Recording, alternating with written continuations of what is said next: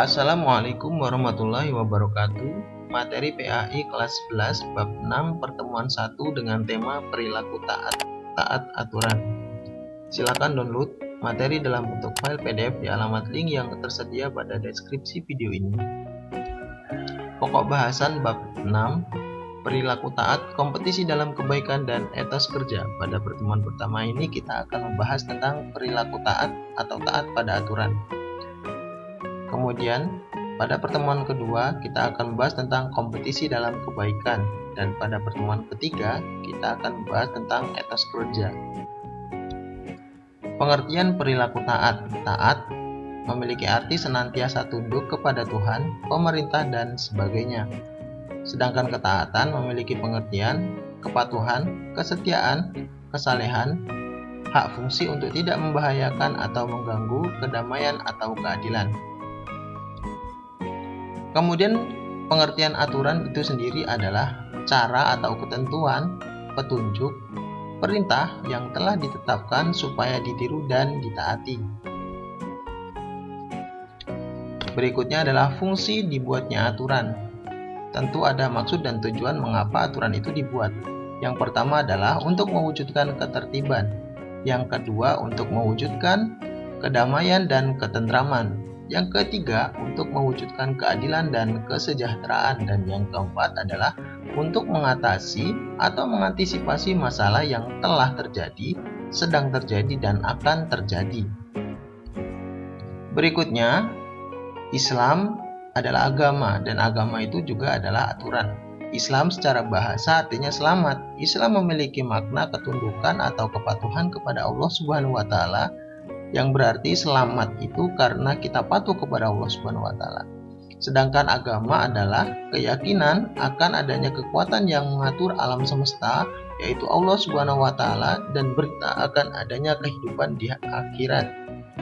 Adapun aturan kandungan di dalam ajaran Islam yaitu berisi tentang aturan hidup bermuamalah yang mengatur seluruh aktivitas kehidupan. Jadi, dengan menjadi manusia yang beragama, sebenarnya kita sedang belajar untuk taat kepada aturan. Berikutnya dalam ayat Al-Quran, Allah Subhanahu wa Ta'ala berfirman, Ya ayyuhalladzina amanu ati'ullaha wa ati'ur rasul wa ulil amri minkum fa in tanaza'tum fi syai'in farudduhu ilallahi war rasul in kuntum tu'minuna billahi wal yaumil akhir dzalika khairu wa ahsanu ta'wila. Hai orang-orang yang beriman, taatilah Allah dan taatilah Rasulnya dan ulil amri atau pemimpin di antara kamu. Kemudian jika kamu berlainan pendapat tentang sesuatu, maka kembalikanlah ia kepada Allah, yaitu Al-Quran, dan Rasul, yaitu sunnahnya.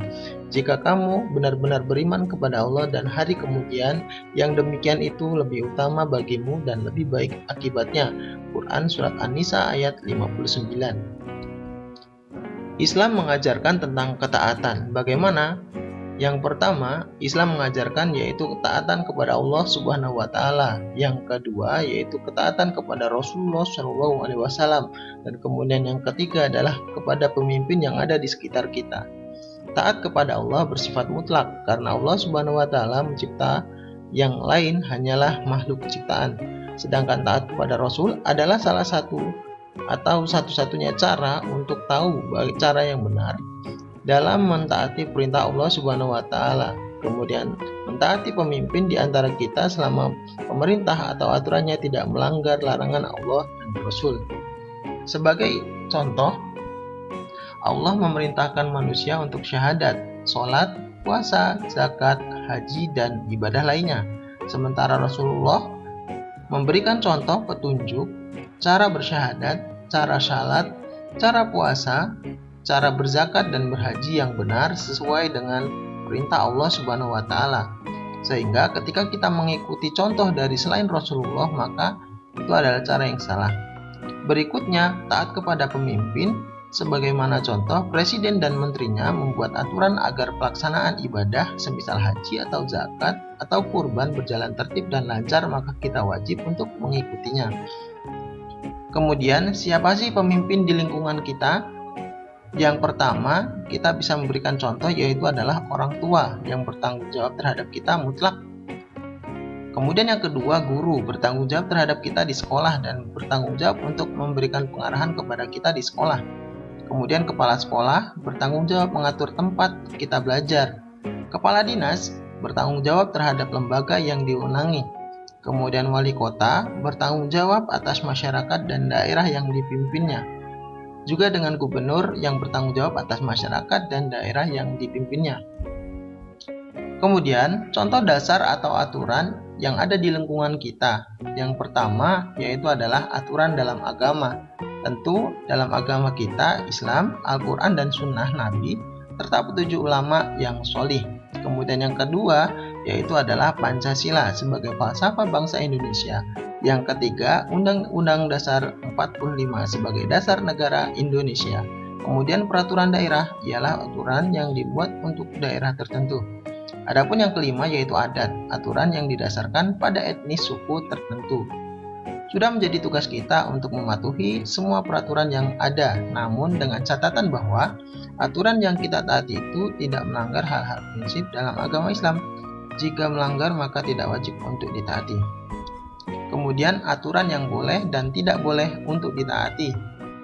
Allah Subhanahu wa taala berfirman, "Wa ta'awanu 'alal birri wat taqwa wa la ta'awanu 'alal itsmi wal 'udwani wattaqullaha innallaha syadidul 'iqab." Dan tolong menolonglah kalian dalam kebaikan dan takwa, dan janganlah kalian tolong menolong dalam perbuatan dosa dan permusuhan.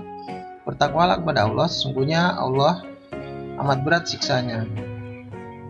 Dalam Quran surat Al-Maidah ayat 2. Terima kasih banyak, semoga materi ini bermanfaat.